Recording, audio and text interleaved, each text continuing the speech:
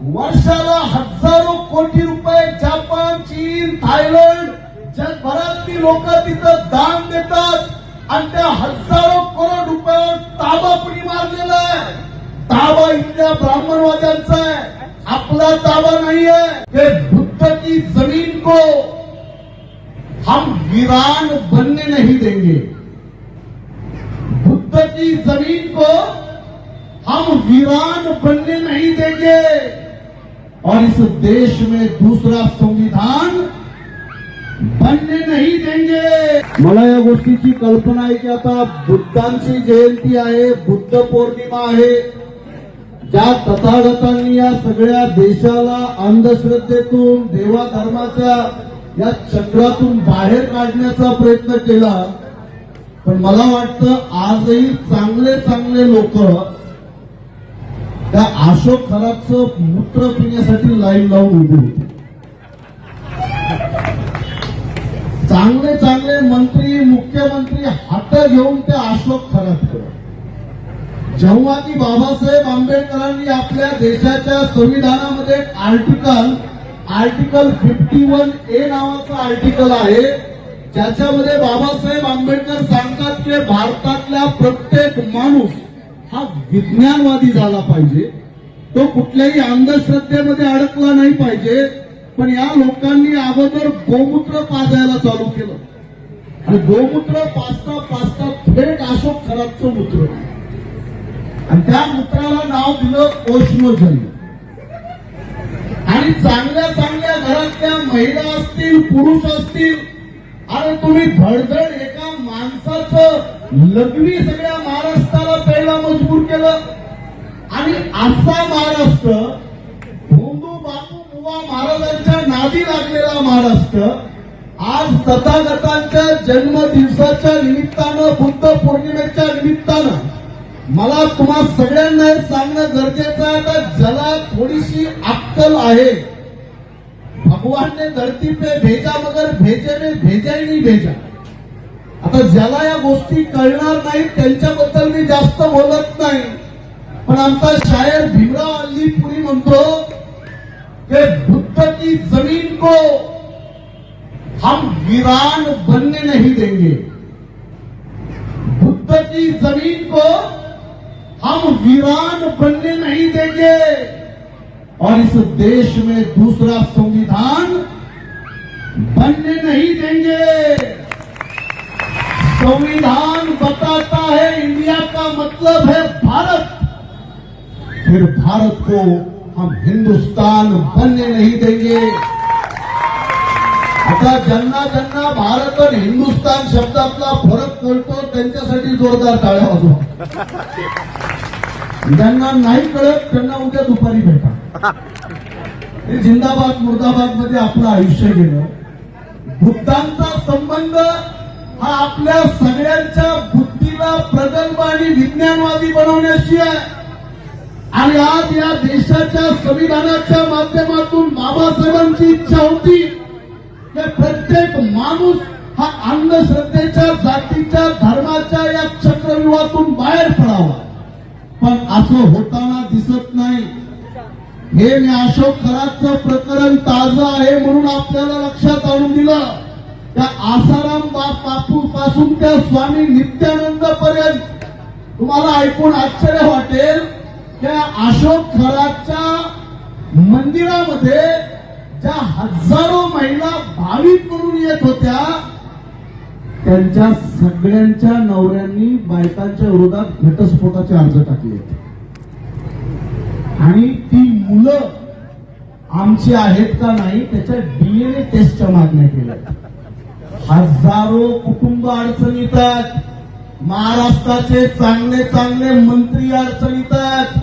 हे सगळे मंत्री संत्री जेव्हा एखाद्या भोंदू बापू बुवांच्या पाया पडतात तेव्हा तुमच्या माझ्यासारखे सामान्य माणसं सुद्धा या अंधश्रद्धेला बळी पडतात। मला वाटतं बुद्धांच्या जयंतीच्या निमित्तानं एक अतिशय महत्वाचा संदेश देऊन मी थांबणार आहे। हे तुम्हाला समजलं पाहिजे की त्या बुद्धांचं पूर्ण आयुष्य इथल्या ब्राह्मणवादी, जातीवादी व्यवस्थेच्या विरोधात लढण्यात गेलं, पण हे इतके बदमाश आहेत यांनी बुद्धालाच विष्णूचा अवतार घोषित केला. हे आमचाच माणूस आहे म्हटले बुद्ध. पण म्हणजे बुद्ध उभं आयुष्य यांच्या विरोधात लढतात आणि हे बदमाश काय म्हणतात, बुद्ध आमचाच माणूस आहे. एवढ्यावरच थांबले नाही तर काही वर्षापूर्वी जेम्स लेनने पुस्तक लिहिलं. त्या पुस्तकाचं नाव आहे the Hindu king in Islamic India. त्या पुस्तकात तर त्यानं स्पष्ट लिहिलं की बायोलॉजिकल फादर शिवाजी महाराजांचे सुद्धा वडील बदलायचा प्रयत्न झाला. पण महाराष्ट्रातल्या छत्रपतींच्या लोकांना याची काही लाज शरम वाटली. ज्यांना लाज शरम वाटली त्यांनी भांडारकरचं इन्स्टिट्यूट तोडलं आणि बिनलाजे अजूनही तिथंच बसलेले आहेत. आता याच्या पुढं राहुल सोलापूरकर नावाच्या माणसाची तुम्ही मुलाखत पाहिली. त्यानं टीव्ही चॅनलला थेट सांगितलं की बाबासाहेब आंबेडकर ब्राह्मण होते. लोकांच्या आम्हाला फोन चालू झालं, बाबासाहेब ब्राह्मण होते. चांगले चांगले माणसं. बाबासाहेबांवर सुद्धा ताबा मारण्याचा प्रयत्न सुरू आहे. घटना बाबासाहेबांना लिहिली नाही, ती BN रावनं लिहिली. असे पण बदमाश लोक प्रचार आणि प्रसार करतायत. काय की खोटं आहे, मीडियामध्ये चालू आहे की नाही. त्यामुळे नुसत्या टाळ्या वाजवल्याने, नुसत्या शिट्ट्या मारल्याने आपल्या वंचित बहुजनांचं आणि खास करून बाबासाहेब आंबेडकरांचं उरलेलं कार्य पूर्ण होणार नाही. त्यामुळे बाबासाहेबांच्या गाण्यावर जसं आम्ही नाचतो तसं माझं तुम्हा सगळ्यांना आव्हान आहे की एकदा या ब्राह्मणवाद्यांच्या छातडावर पण नाचायची तयारी करा आणि तेव्हा खऱ्या अर्थानं बाबासाहेब आंबेडकरांच्या जयंतीतला एक उत्साह आणि जल्लोष आपल्याला अनुभवायला मिळेल. आजही अजितदादांचा मृत्यू झाला, FIR दाखल होत नाहीये. खरं आहे की खोटं आहे. त्यांच्या घरातले लोक विनवणी करतायत, पत्रकार परिषदा घेत आहेत आणि दुसऱ्या बाजूला देवेंद्र फडणवीस 5 वेळा हेलिकॉप्टरचा ऍक्सिडेंट झाला पण टरबूज फुटलं नाही.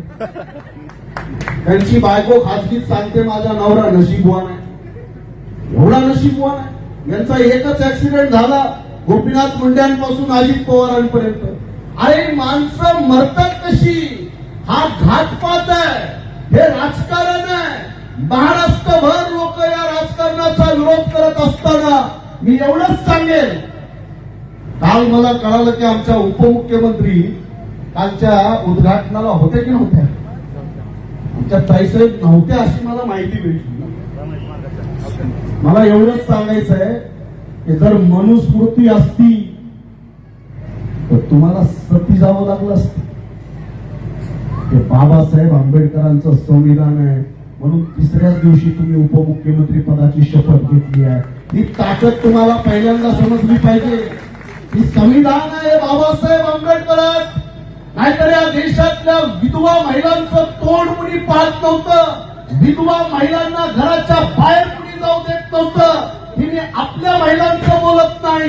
ब्राह्मण समाजातल्या सुद्धा विधवांना काय त्रास होता हे एखादा मराठीतला काक स्पर्श नावाचा चित्रपट बघा, तुमच्या लक्षात येईल की इथल्या विधवा महिलांचं काय शोषण झालंय.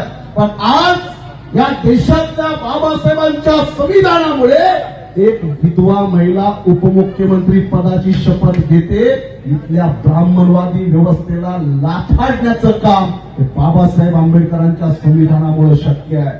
म्हणून मी आपल्याला अधिकचं न बोलता आपल्या सर्वांना शेवटचा आणि महत्वाचा संदेश देऊन थांबतो. कारण आपण जरी बुद्धांची आज या ठिकाणी जयंती साजरी करत असलो तरी बुद्धांच्या बुद्ध गयेवर ताबा कोणाचा आहे? ताबा सगळ्या ब्राह्मणवाद्यांचा. मंदिर आमचं, बुद्ध गया आमची, बुद्धाला बोधी ज्ञान तिथं प्राप्त झालं. पण तिथं वर्षाला हजारो कोटी रुपये जपान, चीन, थायलंड जगभरातली लोक तिथं दान देतात आणि त्या हजारो करोड रुपयावर ताबा कुणी मारलेला आहे? ताबा इथल्या ब्राह्मणवाद्यांचा आहे, आपला ताबा नाहीये. अरे बुद्धांच्या बुद्ध गयेवरचा ताबा सोडवण्यासाठी मागच्या 1 वर्षापासून महाराष्ट्रात आणि संपूर्ण देशात या ब्राह्मणवाद्यांच्या नाकात दम करणारा नेता कोणी असेल तर श्रद्धे बाळासाहेब आंबेडकर आहे. भारतीय बौद्ध महासभा आहे, वंचित बहुजन आघाडी आहे, जेव्हापासून बाळासाहेब आंबेडकरांनी या बुद्धगयेला मुक्त करण्याचं अभियान हातात घेतलं, महाराष्ट्रातल्या कानाकोपऱ्यातले लाखो लोक आता पेटलेले आहेत. त्यामुळे आपल्याला माझी विनंती आहे की आपण बुद्ध जयंती आणि बुद्ध पौर्णिमा जरूर साजरी करा, पण बुद्धांच्या विचारावर आणि बुद्ध गयेवर ताबा असणाऱ्या ब्राह्मणवादापासून पण आपल्याला मुक्त होणं गरजेचं आहे. या युद्धामध्ये आपण सगळे लोक बाळासाहेब आंबेडकर आणि भीमराव साहेब आंबेडकरांच्या सोबत उभे असणार आहेत. हातवरी करून सांगा, आहेत का? तुमची शूटिंग करायला बाबा, मागच्या महिला का बाबा रामदेवांना बोलवायचं व्यायाम करायला. दोन्ही हात वर करून बाळासाहेब आंबेडकर आणि भीमराव साहेब आंबेडकरांना आपण वचन दिलं पाहिजे की तथागत बुद्धांच्या या बुद्ध पौर्णिमेनिमित्त आम्ही संकल्प करतो की बुद्ध गया ही ब्राह्मणवाद्यांच्या तावडीतून आम्ही मुक्त केल्याशिवाय शांत बसणार नाही. माझ्या पाठीमागं घोषणा द्या, वंचित बहुजन आघाडीचा श्रद्धेय बाळासाहेब आंबेडकर संघर्ष करो. आपण सर्वजण बाळासाहेब आंबेडकरांची ताकद वाढवूया. जाता जाता या बदमाश सरकारला, कारण मुख्यमंत्री एकनाथराव शिंदे स्वतः हात घेऊन तिकडे जात होते सिन्नरला, हात बघा, हाताच्या रेषा बघा. जर सरकार बापू बुवा महाराज, काल परवा तो धीरेंद्र शास्त्री नावाचा नालायक महाराज शिवाजी महाराजांचा अपमान करतो आणि मुख्यमंत्री महाराष्ट्राचे तिथं बसून ऐकत बसतात. या सगळ्या सरकारला मला सांगायचंय की नादान हुक्मरानो, ईमान पर चलो, बुआबाजी छोड़कर अब विज्ञान पर चलो.